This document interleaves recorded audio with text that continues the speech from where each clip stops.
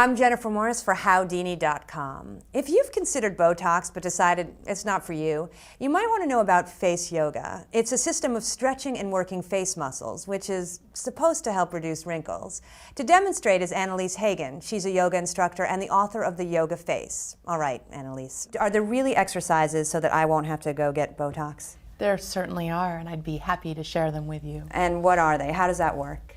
Well, you're using the basic principles of movement and exercise. So if a muscle is contracted and then released and works with resistance, it'll get stronger, it'll tone.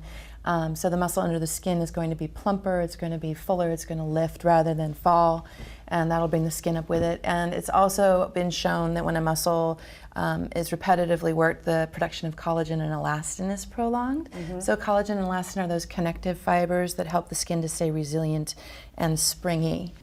Okay, so what are some exercises for the forehead? Yeah. Okay, well, I'm going to give you an all-over facial toner, first of all, which is thousands of years old. It comes from yoga. It's called the lion face. And what this does is it tones all of the muscles of the face and releases stress. So I'll just demonstrate. You're going to take an inhale. Okay. And you're going to scowl and pucker up everything and exhale and release it.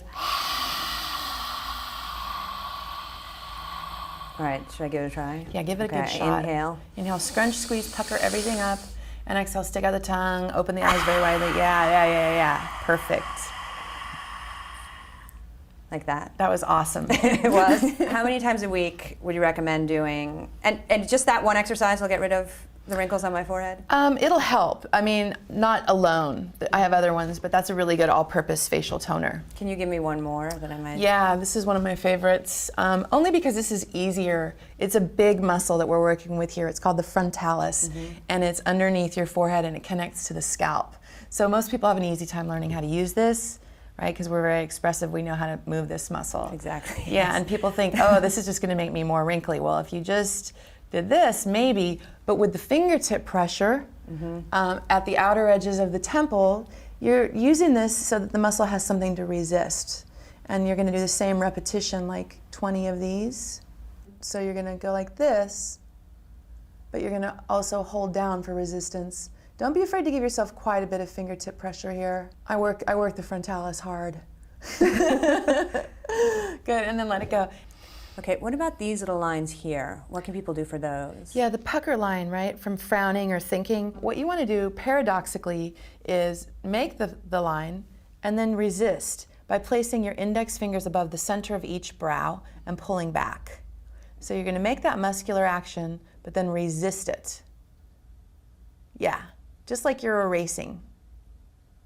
Yeah, try to stay very calm.